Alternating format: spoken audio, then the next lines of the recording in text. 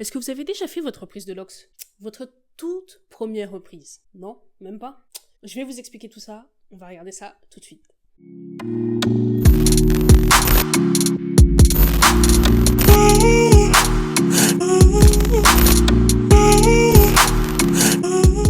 Aujourd'hui, on va parler du coup de la reprise des LOX. Plus spécifiquement, de votre première reprise. La reprise de LOX, c'est en fait une étape de l'entretien de vos LOX. Donc là, en fait, on va venir se focaliser sur les repousses, sur vos racines. La reprise de LOX, elle va être là pour sécuriser, pour verrouiller les nouvelles repousses que vous avez eues, pour ensuite que ces nouvelles repousses deviennent à terme une LOX. Pourquoi faire la reprise de LOX? Vous savez que vous n'êtes pas obligé de le faire. Surtout pour ceux, par exemple, qui veulent aller plutôt sur un style freeform. Par contre, pour ceux qui veulent quelque chose de plus uniformisé, quelque chose qui est un peu plus contrôlé ici, donc là, on va aller sur la reprise de vos racines. Du coup, concrètement, oui, on peut s'en passer. On n'est pas obligé de faire la reprise des racines.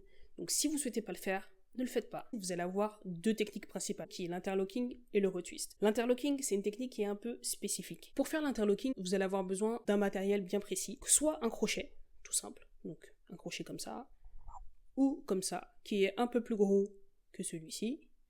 Hop, je sais pas si le focus va se faire, on espère. Voilà. Donc celui-ci, il est un peu plus gros que cette boucle-là. Donc là, vous avez deux styles de crochets que j'ai acheté sur Amazon. Et sinon, vous avez également celui-ci. Donc c'est un petit outil bien stylé.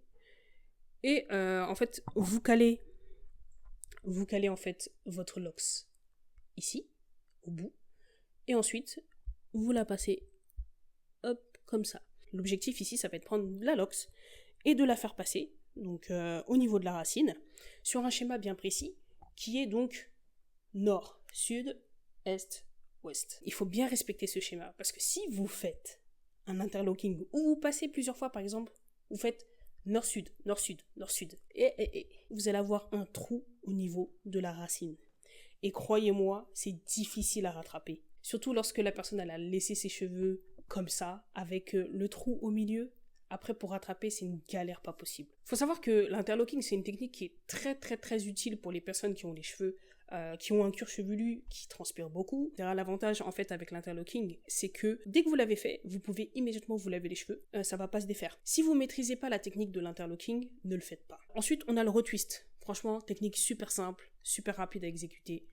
Vous prenez juste la LOX, vous la tournez, tout simplement avec ou sans produit, vous faites comme vous voulez, avec gel, sans gel, avec de l'eau, aloe vera, bref, vous choisissez le produit que vous voulez utiliser. Vous pouvez le faire donc avec un peigne, comme vous pouvez le faire sans peigne. Vous venez de faire votre départ de LOX, il est tout beau, tout frais, tout ça, mais vous vous dites, bon, quand est-ce que je dois faire ma reprise? Il va falloir que vous appreniez à écouter vos cheveux, et à vous écouter vous-même. Demandez-vous, est-ce que là, tout de suite, vous avez besoin de faire un retwist? Oui ou non. Pour certaines personnes, elles vont pas aimer avoir les cheveux en bordel, enfin des repousses en bordel et tout, qui vont préférer faire le retwist tout de suite dès qu'ils vont avoir des repousses. Il y en a d'autres, ils s'en foutent complètement, ils ont plein de repousses, ils laissent comme ça, ils se disent bon, je ferai mon retwist plus tard, tranquille. Vous n'êtes pas obligé de faire votre retwist tout de suite. Après, il va falloir prendre en compte également certains facteurs. Par exemple, les personnes qui ont des cheveux qui poussent relativement vite ou ceux qui ont des cheveux qui poussent lentement.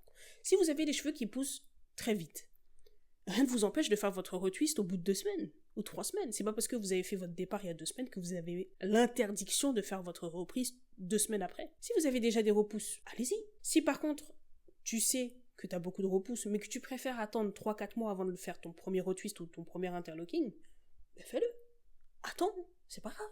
Vous allez me dire, ouais, mais est-ce que je dois attendre que mes locks soient formés pour pouvoir faire une reprise? C'est pas parce que tes locks ne sont pas encore formés que tu peux pas faire de reprise. Tu peux faire ta reprise. T'es pas obligé d'attendre que tes locks soient formés. Par exemple, regardez cette vidéo. Cette dame, elle a fait son départ de locks 1 mois avant en comb coil. Ça fait que 1 mois qu'elle a son départ. On voit bien que ses locks ne sont pas encore formés. Par contre, le processus d'emmêlage a commencé. On voit que ses locks sont un petit peu ébouriffés. D'ailleurs, elle a lavé ses cheveux juste avant, donc c'est pour ça qu'ils sont un peu enfouis. Donc là, concrètement, elle est en train de faire son retwist, alors que ça fait que 1 mois qu'elle a son départ. Comme je vous ai dit, il n'y a pas besoin d'attendre X mois pour pouvoir faire le retwist. tous les combien de temps est-ce que je dois faire mon interlocking et tous les combien de temps est-ce que je dois faire mon retwist. L'avantage avec l'interlocking, c'est que l'espace entre les différents interlockings peut être relativement long. C'est-à-dire que vous pouvez attendre 3-4 mois avant de faire le prochain interlocking. Plus vous aurez un minimum de repousse, et lorsque vous allez faire l'interlocking, ça va serrer votre crâne, ça va faire mal. Moi j'ai essayé, quand j'avais pas beaucoup de repousse, des fois j'essayais de faire l'interlocking, et ça me tuait le crâne, ça me serrait la tête, du coup j'ai évité de le faire, j'attendais que mes cheveux, j'attendais d'avoir un minimum de repousse, pour pouvoir faire du coup mon interlocking, parce que du coup moi j'ai remarqué que plus j'avais de repousse, et moins ça me faisait mal lorsque je faisais mon interlocking. Du coup, moi je vous conseillerais d'attendre d'avoir au moins 3-4 cm à peu près. Pour le retwist, moi je vous conseille de le faire du coup franchement, je vous conseille même pas de le faire tous les mois. Toutes les 2 semaines, c'est abusé. Moi je vous conseille plutôt de le faire tous les 2 mois. C'est pas mal. Vous laissez vos cheveux pousser tranquillement. Dès que vous sentez qu'un petit peu vos cheveux commencent à être un peu dans les repousses, ça commence à être le bordel, vous faites votre twist. Et puis voilà. Moi après je vous ai dit 1 ou 2 mois, mais après vous faites comme vous voulez. Hein. Moi je vous donne aucune obligation. Je vous dis juste que moi j'aurais fait si j'étais à votre place et que je devais faire un retwist. Voilà. Quel produit utiliser lorsque vous allez faire votre retwist ou votre interlocking? Si vous faites un interlocking, franchement vous n'avez pas besoin d'utiliser de gel ou quoi que ce soit. Pour l'interlocking, vous pouvez vous contenter de mettre de l'eau, mettre de l'huile. Vous n'êtes pas obligé d'utiliser du gel. Pour les personnes qui vont maintenant utiliser le retwist, là vous allez avoir plusieurs options. Si vous n'avez pas envie d'utiliser du gel pour faire votre retwist, vous pouvez très bien utiliser de l'eau, de l'aloe vera. Vous pouvez très bien également utiliser un gel naturel que vous pouvez faire vous-même, qui est du gel aux graines de lin. Les graines de lin, vous pouvez en trouver un petit peu partout. Vous pouvez en acheter sur Amazon, vous pouvez en acheter en magasin, donc Auchan, Carrefour, tout ça. Et en fait, les graines de lin, comment vous allez fabriquer en fait ce gel? Vous faites bouillir, du coup, les graines de lin dans une casserole. Hein. Vous faites bouillir dans une casserole.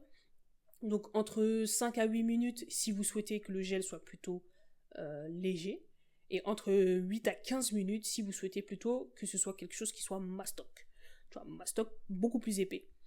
Donc, une fois que vous allez faire bouillir tout ça, il faudra ensuite filtrer du coup le liquide que vous allez avoir et ensuite le laisser refroidir au réfrigérateur pendant un certain temps et ensuite vous allez voir que ça va devenir du gel. Les graines de lin en fait elles sont riches en vitamine E, ça va favoriser en fait la circulation du sang au niveau de votre cuir chevelu et en plus de ça, ça favorise la pousse. Elles sont également riches en oméga 3 qui va venir réduire du coup les pellicules et la chute des cheveux. Cette question je l'ai souvent reçue, que ce soit sur Instagram, sur YouTube, etc.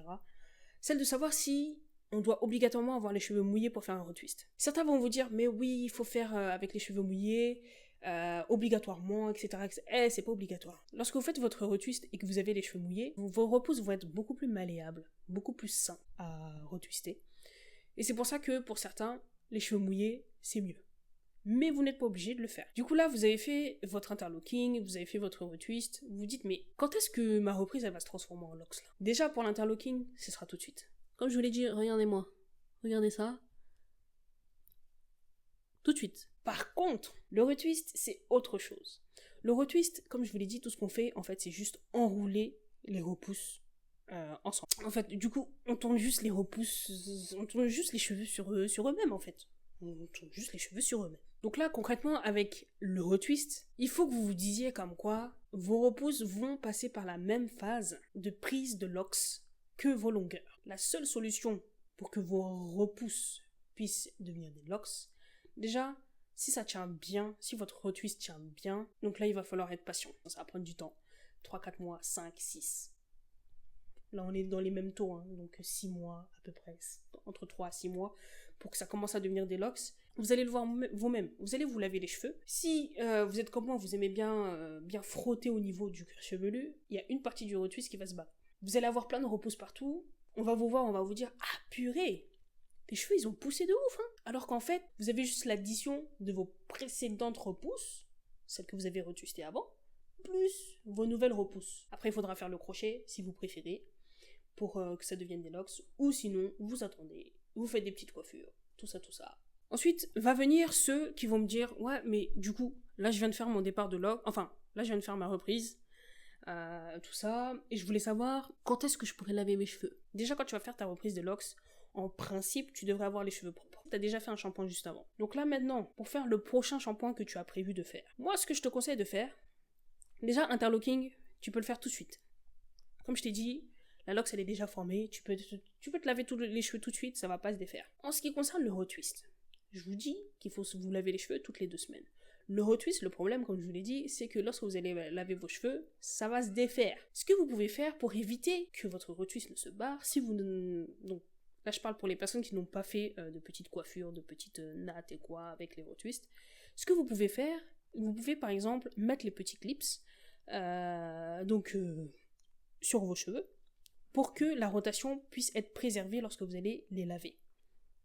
C'est une petite technique que j'ai trouvée sur Reddit, une fois comme ça en passant, qui est pas mal, et à tester. Lorsque vous allez avoir votre retwist de fait, je vous conseille pas de vous laver vos cheveux 2 semaines après. Moi, si vous avez une petite coiffure en plus qui est faite, je vous conseille d'attendre au moins 1 mois. Laissez vos cheveux tranquilles un peu, genre, laissez-les vivre un peu, genre, c'est bon. Donc là, pareil, aucune obligation. Par contre, il faut que vous preniez en compte que lorsque vous allez laver vos cheveux avec le retwist, il est possible que votre coiffure soit gâtée à la fin. Du coup, si je devais choisir entre une reprise en particulier, moi, personnellement, je choisirais l'interlocking. D'ailleurs, c'est ce que je fais. J'ai essayé de faire le retwist. Franchement, le retwist, c'est tellement beau. J'adore, c'est trop beau. Mais le souci, c'est que, en fait, j'ai gardé un retwist pendant 1 mois. Je me suis lavé les cheveux et la plupart de mes repousses en fait étaient toujours là. Et bref, ça m'a saoulée parce qu'au final je me suis lavé les cheveux, c'est comme si j'avais rien fait sur ma tête. Tout mon retwist il est parti. J'avais certaines locks, certaines repousses qui sont restées où le retwist est resté. Et du coup, au final, j'ai fini par faire interlocking à la fin parce que j'ai commencé en interlocking. Je préfère finir en interlocking parce que c'est quelque chose qui a bien fonctionné pour moi jusqu'à aujourd'hui. Depuis le début, depuis que j'ai commencé mes locks, je fais un interlocking. Et puis voilà, pour moi, interlocking, ça me va très bien. Voilà, j'ai fait le tour. Si jamais j'ai oublié des questions, j'ai oublié des sujets ou quoi que ce soit, n'hésitez pas à les mettre en commentaire. N'hésitez pas à partager la vidéo également, à vous abonner. Et puis moi, je suis là. Si jamais vous avez d'autres questions, passez dans les commentaires. Et puis voilà. Ciao la famille. On se revoit pour une prochaine vidéo, les petits loxés.